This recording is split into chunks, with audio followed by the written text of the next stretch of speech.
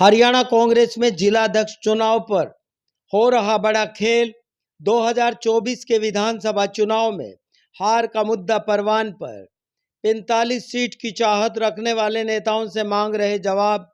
जाति विशेष को तरजीह देने के सवाल पर फंस रहे हुड्डा।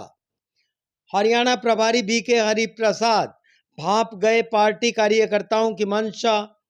और हरियाणा भर में कांग्रेस के तुर्रम खां लगे जिला अध्यक्ष की कतार में। विधायकों से ज्यादा ताकतवर होंगे जिलाध्यक्ष।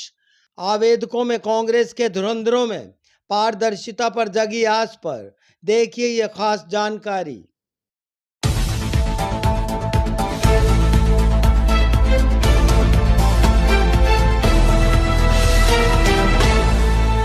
हरियाणा में कांग्रेस संगठन की शुरुआत जिलाध्यक्ष चुने जाने की प्रक्रिया से तो हो गई, परंतु इस मुहिम में ऑब्जर्वरों की कार्यकर्ताओं से गुफ्तगू हुड्डा के गले की फांस बनती जा रही है। हरियाणा भर में कांग्रेस कार्यकर्ताओं से ऑब्जर्वरों की मुलाकात के दौरान विधानसभा चुनाव में हार के कारणों पर ध्यान आकर्षित किया जा रहा है। कांग्रेस नेताओं की जुबान पर 45 से 70 सीट के फासले पर उन नेताओं को घेरा जा रहा है जो 45 सीट की मांग कर रहे थे। कहना यह कि जनता 70 से ऊपर सीट देने को तैयार थी, लेकिन कुछ कांग्रेस नेता महज 45 सीट दिए जाने की ही अपील कर रहे थे।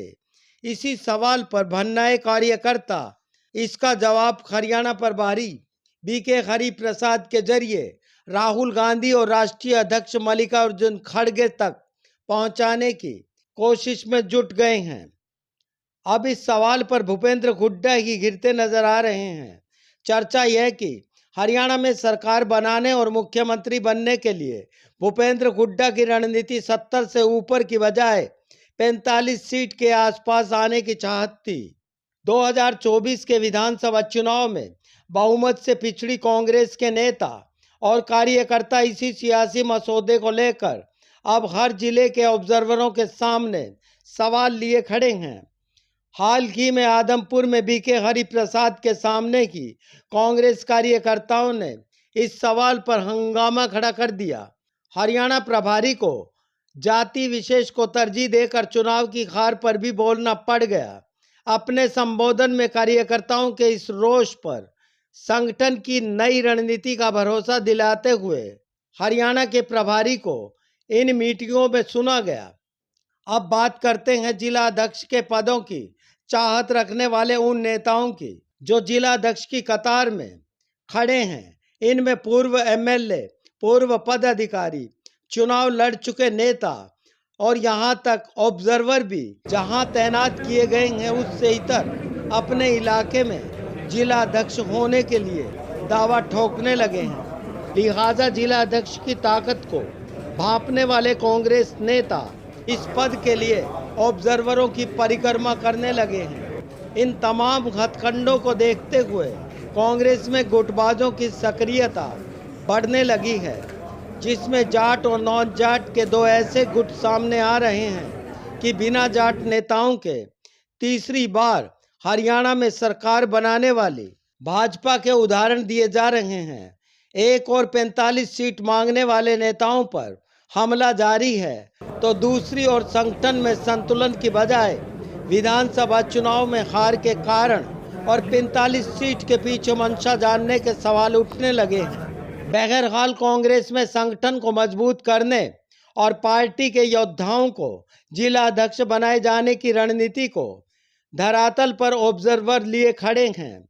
राहुल गांधी का जिला अध्यक्ष पर अंतिम फैसला होना बताया जा रहा है। आकाओं को अपने चहेतों की पैरवी करने को कोई रास्ता नहीं सूझ रहा है। हरियाणा में विधानसभा चुनाव में पूरी शक्तियां इस्तेमाल करने वाले भूपेंद्र हुड्डा की ताकत संगठन निर्माण में कमजोर दिखाई दे रही है। सक्रिय नेताओं की पहचान का काम कई तरीकों से जारी है।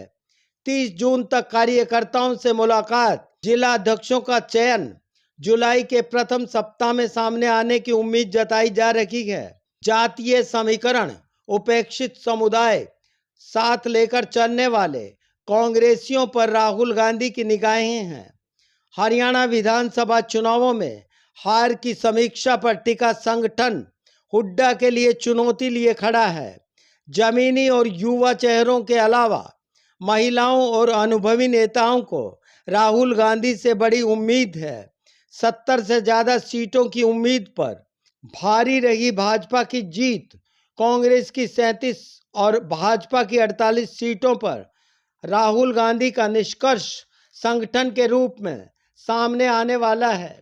अब देखना यह कि राहुल गांधी की 4 जून 2025 को चंडीगढ़ में नेताओं को चेतावनी कितनी सिरे चढ़ती है। क्या नेताओं को एकजुट होकर काम करने का सबक सिरे चढ़ने वाला है। जिला अध्यक्षों के चयन के बाद कई बड़े नेताओं को मार्गदर्शक मंडल में विराजमान किया जाएगा। क्या कांग्रेस का संगठन सृजन अभियान पार्टी को मजबूत करेगा या हरियाणा में गुटबाजी की पुरानी सियासी बीमारी बरकरार रहने वाली है। आप इस बारे में क्या सोचते हैं? अपनी राय कमेंट बॉक्स में जरूर साझा कीजिएगा। पेज @नून चैनल सब्सक्राइब नहीं किया है तो जरूर करें। शुक्रिया।